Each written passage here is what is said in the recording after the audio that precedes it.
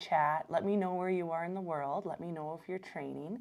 And also what belt you are. How's your training going? You know, jiu-jitsu goes in up and downs, waves up and down. So let me know how your training's going. Oh, hi, Paul. That's awesome. Usually on my lives, he hangs out.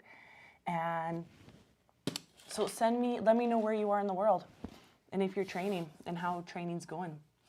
I am in BC and training's going. We're open. We're kind of open, you know, so that's better than not being open at all, which is really good.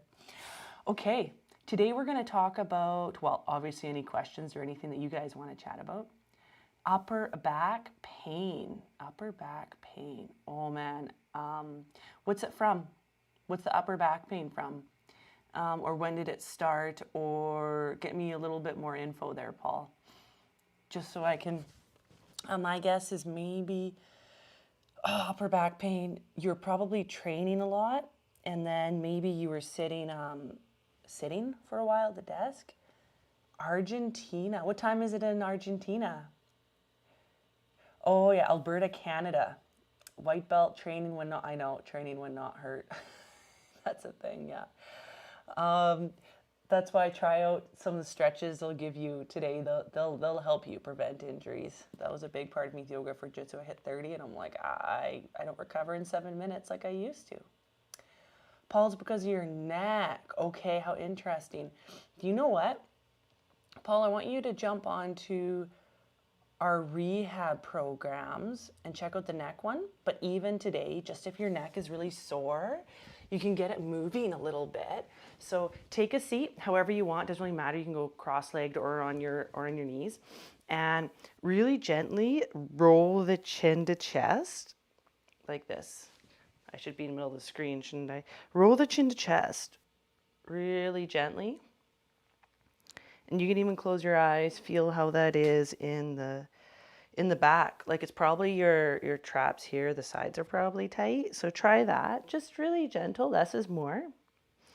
Then this is a nice one. Right ear to right shoulder. And kind of roll around towards that shoulder.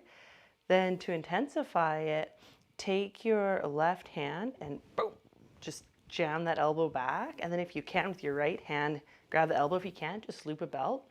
And that will intensify the stretch in a really nice way. So, and even for me, like right there, oh, that's really nice. And then try the other side. So that is really nice for the neck. And one more to hit the upper back, which sounds like it's pretty irritated. Try this. Oh, you're in Texas. Awesome, Rebecca. Texas and white belt. Your journey's just starting. What time is it in Texas? Hi, Cody. Cody's on YouTube. How's it going, Cody? Okay. Upper back now. And this is really common for the upper back to be really stiff. Really common. So start on all fours on your hands and knees, and then walk the hands forward so you're in puppy pose like this. So basically your ass is in the air above the knees, and then take your right hand and put it, right hand to the center. We got a right and left side, so right hand to the center, and take the left hand, put it over top of the right, really active through the fingers, and there's a hole, put your head right there, and slowly turn to the left. So this is a lot of lats, but it might be kind of nice to help loosen up those lats, which are close to that lower back. I just really enjoy that stretch. So try that one on both sides. And then the next one is you can also add some mobility through the center of that back. So you can lift the right arm up, maybe just the elbow. Maybe you can move through the whole arm. Oh yeah, that's nice and stiff, eh? And then lead it through. So try a few of those. Are kind of doing the middle of the back and their surrounding areas. Cody, yeah, I'm Canadian. Oh yeah, joined right on time. The next stretch with arm behind was money. Wasn't it? That's Fix Your Jiu-Jitsu. That's unreal. That's one of my favorite ones. It's so simple, but less is more these days, you know?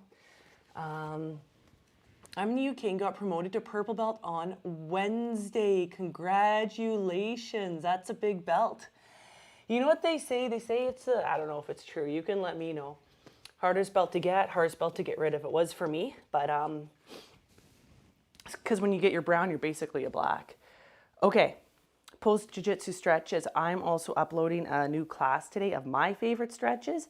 And if you think of what happens in jiu-jitsu, you're wrestling, you're moving, you're drilling, you're fighting for your life not to get choked, you're attacking people for their life to get choked. So there's a lot going on. So what I do is I start with a little bit more movement, and then as the nervous system slows down, then I go to less and less movement. Because for me, it's not always nice to go from like this crazy, everything's going on to like still. I need just a tiny bit of movement to transition to that.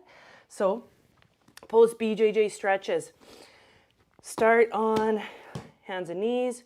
We have a couple. Right foot to the outside of the right hand. And then really, and drop that hip. So my weight's on my hands, that's important. Drop the back hip.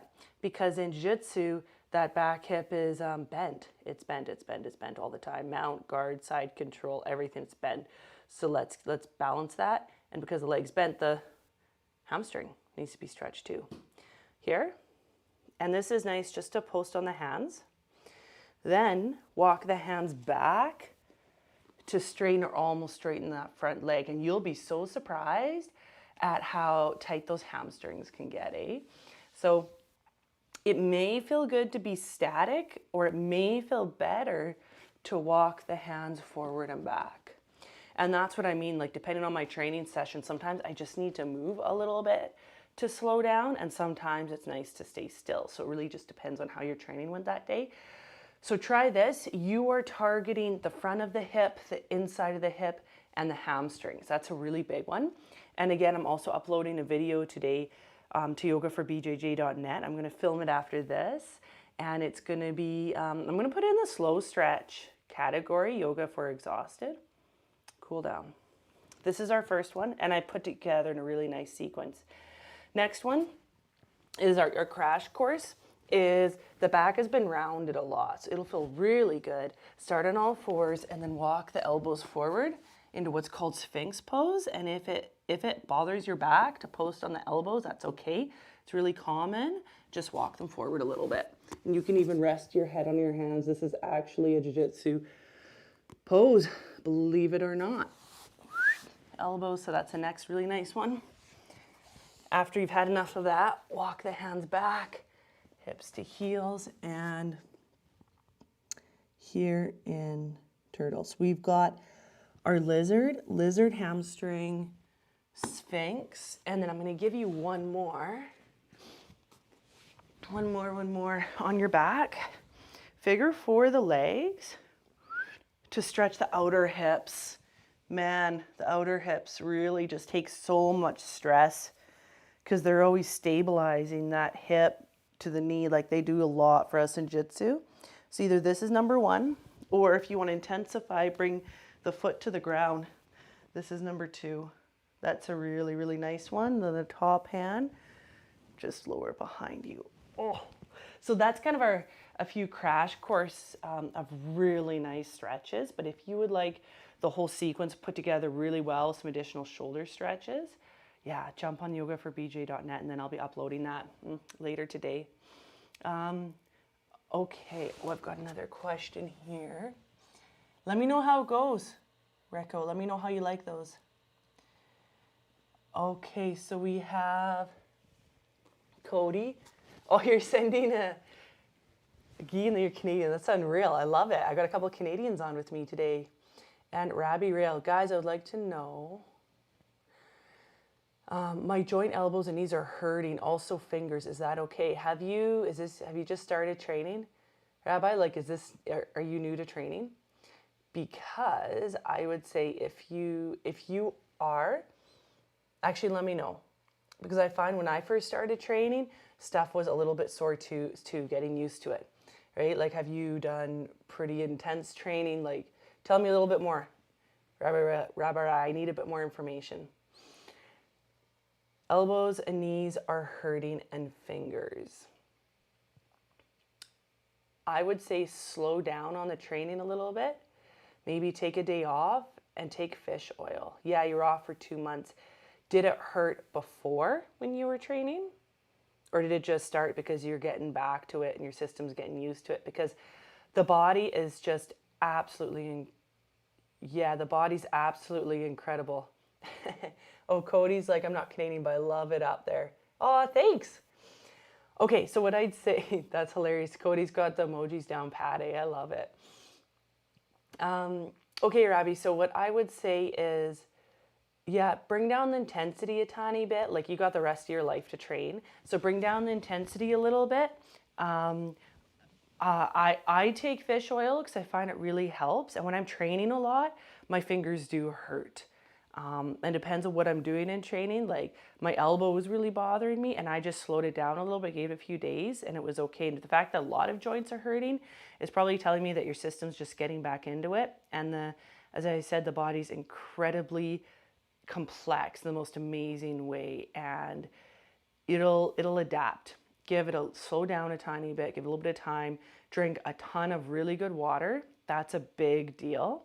And take some fish oil. It does take a couple weeks, but if you think you might like to do that, take a fish oil for a couple weeks. I found that helped me a ton.